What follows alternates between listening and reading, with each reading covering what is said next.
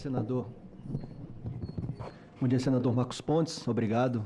E o senhor falou corretamente, né? E mais uma curiosidade, apesar do nome nipônico, o cabra é pernambucano, né? Então já globalizado desde berço.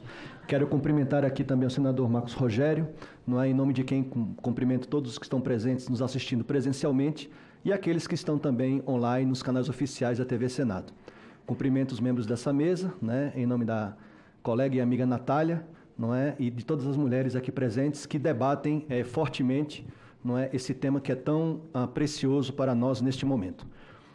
Senador Marcos Pontes, o Ministério de Portos e Aeroportos, e aqui represento o nosso ministro Tomé da Franca, é totalmente favorável à introdução, não é, da geração eólica offshore no nosso país.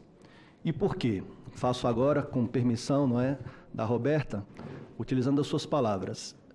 O desafio, se encarado como oportunidade, nos lançará dentro de uma dinâmica altamente interessante e produtiva em termos de soberania energética e tecnológica para o nosso país. Um dos princípios, senador Marcos Pontes, da Lei 15.097 é geração de energia, além de geração de energia, geração de renda, de emprego e essa soberania energética. Então nós estamos totalmente favoráveis, não é, a todos os estudos, todas as iniciativas, né, aqui agora a regulamentação em prol desse objetivo. Então vejam, o Sistema Portuário Nacional, ele hoje coexiste sob dois modelos. Um, que tem um porto organizado, que é o porto público, administrado por empresas públicas, né, à exceção do Porto de Vitória, não é, de Barra do Riacho, que foi a primeira concessão integral de um porto público no país, e também os terminais privados fora das áreas desses portos públicos. Então, esses dois sistemas hoje, senador Marcos Pontes, representam a capacidade de movimentação de 1,4 bilhão de toneladas de todos os tipos de carga. Significa dizer, 96% aproximadamente, se meus números estão atualizados, em termos de volume de nosso comércio exterior, e 84% em termos de corrente de comércio, que é o total das exportações e importações em bilhões de dólares FOB.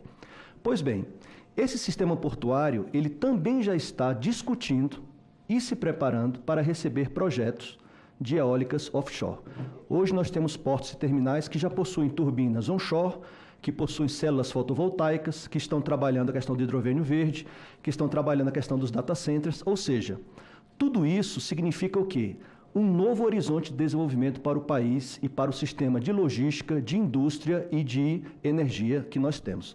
Até gostaria de usar um pouco das palavras, né, do senador Jaime Campos, quando ele diz justamente, ele relembrou, né, várias áreas cujas legislações foram recentemente promulgadas aqui no Congresso Nacional. E o Senado Federal foi fundamental para isso. Então tivemos, além da própria energia, a geração eólica offshore, tivemos a lei do combustível do futuro, tivemos a lei do hidrogênio verde, tivemos a lei do Mercado Brasileiro de Carbono, tivemos a lei do Programa de Aceleração da Transição Energética, chamado PATEM, que cria um novo fundo de financiamento desse tipo de projeto, que será operado pelo BNDES. Então, vejam, tudo isso forma um sistema de inovação e de oportunidades impressionante.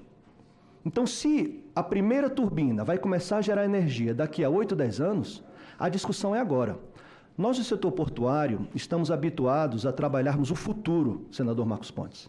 Quando nós discutimos hoje nessa audiência, nós estamos visualizando o Brasil de 2035, 2036 e além. Então, em função disso, é fundamental que nós nos debrucemos de maneira detalhada sobre essa regulamentação. A colega Natália foi brilhante na sua exposição, destacando que são 23 órgãos públicos dedicados a essa discussão. A Ludmila trouxe aqui tudo que uma agência reguladora necessita para trabalhar essa questão, e não só a ANEEL. Nós teremos também a ANTAC, a Agência Nacional de Transportes Aquaviários, né, que é vinculada ao Ministério de Portos. Nós temos a ANAC, porque tem a questão do calado aéreo, que minimamente tem que ser discutido, né, embora se diga que não há grandes influências, mas tem que ser discutido.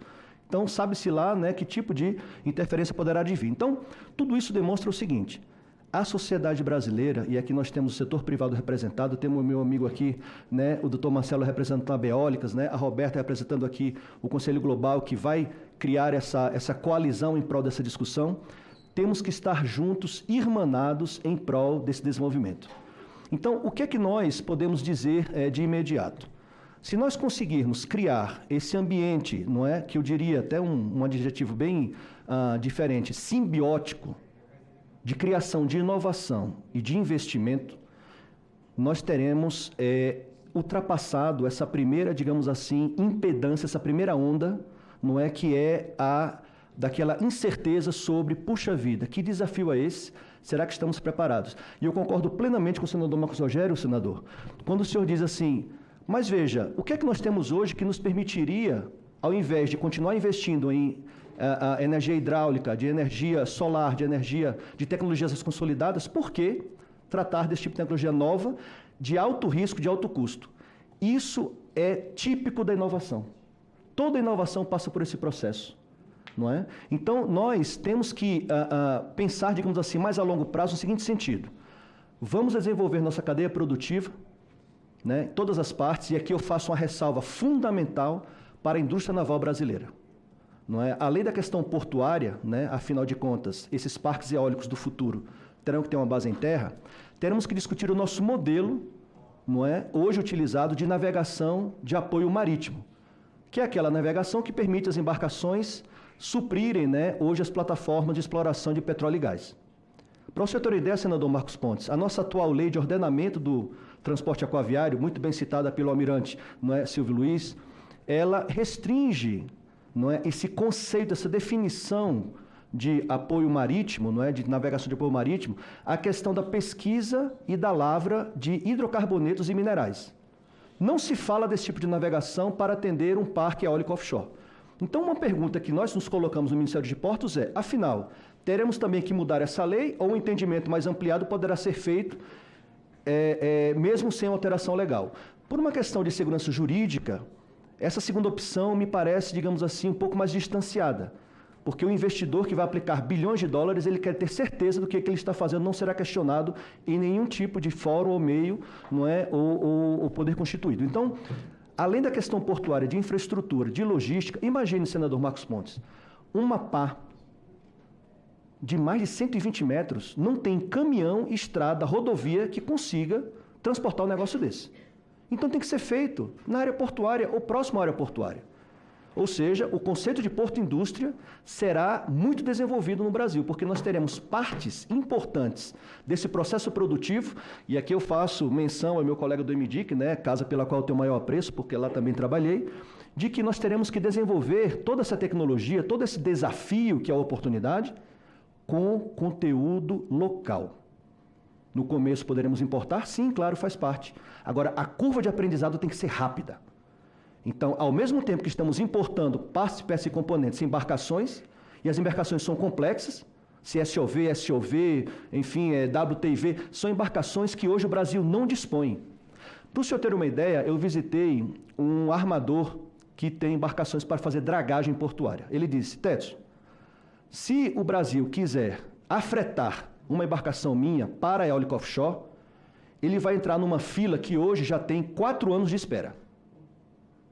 Então, se hoje tivesse tudo autorizado, vai contratar a embarcação, afretar, 4 anos de espera. Por quê? Todo mundo está afretando e querendo as embarcações. E nós temos no Brasil, senador Marcos Pontes, o Fundo de Marinha Mercante. 8 bilhões de receita por ano, no mínimo. E esse fundo, ele financia exatamente esse tipo de inovação. Então, vejam, são muitos atores envolvidos, muitas tecnologias, muitas oportunidades, muitos investimentos, mas qual é a receita de sucesso? O caminho crítico é a nossa sinergia como sociedade. Qual Brasil nós queremos como soberania energética?